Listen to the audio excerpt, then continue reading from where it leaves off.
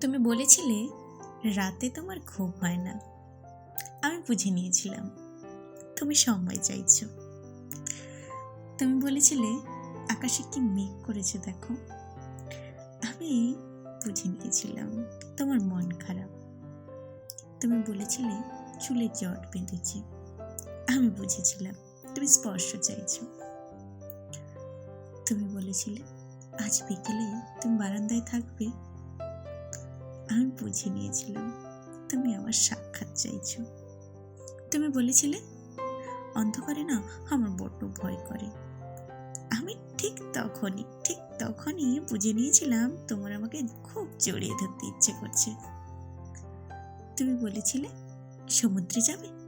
আমি বুঝেছিলাম তুমি পাশাপাশি হাত ধরে হাঁটতে চাইছো। তুমি বলেছিলে তোমার নীল রং ভীষণ প্রিয়।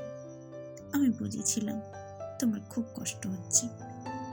তুমি বলেছিলে তোমার ঠোঁট ফেটেছে। আমি বুঝে নিয়েছিলাম তুমি চুমু খেতে চাইছো। তুমি বলেছিলে অঙ্ক আমার একদম ভালো লাগে না।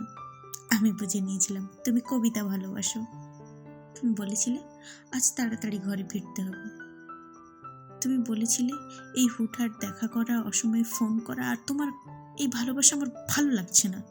আমি বুঝে গিয়েছিলাম তুমি বিচ্ছেদ চাইছো।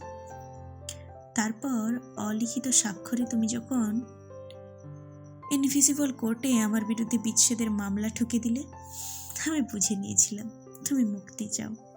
এরপর সব বুঝে যখন আমি দার্শনিক, সব মিটিয়ে তুমি যখন অন্য ঘরের শোপিস, একদিন আমাদের দেখা হলো। তখন তুমি জিজ্ঞাসা করেছিলে কেমন আছো। আমি বুঝে গিয়েছিলাম তুমি মোটেও ভালো নেই।